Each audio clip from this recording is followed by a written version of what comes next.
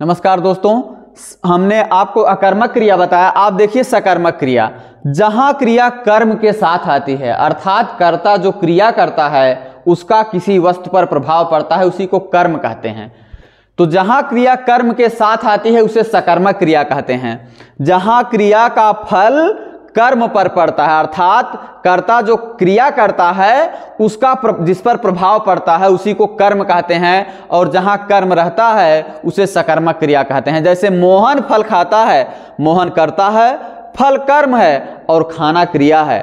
तो मोहन फल खा रहा है, मोहन क्रिया कर रहा है तो फल कम हो रहा है, कर्म पर प्रभाव पड़ रहा है, फल पर प्रभाव पड़ रहा है, फल कम हो रहा है। तो इसी को क्या कहते हैं? सकर्मक क्रिया, जहां क्रिया कर्म के साथ आती है। अब बात आती है सकर्मक क्रिया के भेद क्या होते हैं। सकर्मक क्रिया के दो भेद होते हैं, एक कर्मक क्रिया और द्विकर्मक क्रिया। एक कर्मक क्रिया वहां होती है जहां पर वाक्य में एक कर्म हो, अर्थात बालक पुस्तक पढ़ता है, यहां बालक करता है, पुस्तक कर्म है और पढ़ना क्रिया है। क्योंकि बालक जो क्रिया कर रहा है उसका प्रभाव किस पर पड़ रहा है? पुस्तक पर पड़ रहा है।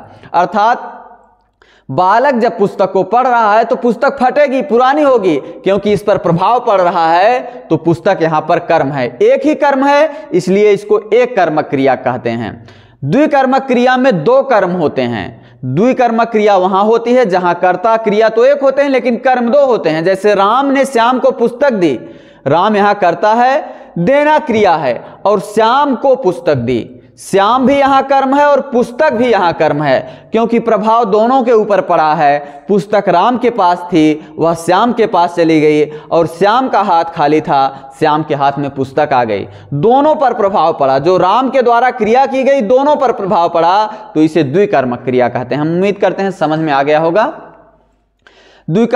सकर्मक क्रिया में सकर्मक क्रिया के साथ क्या या किसको प्रश्न करने पर आपको उत्तर मिल जाता है। हमने अकर्मक क्रिया में बताया था कि कौन प्रश्न करने पे उत्तर मिलता है, कौन पढ़ता है, तो उत्तर मिलता है राम पढ़ता है।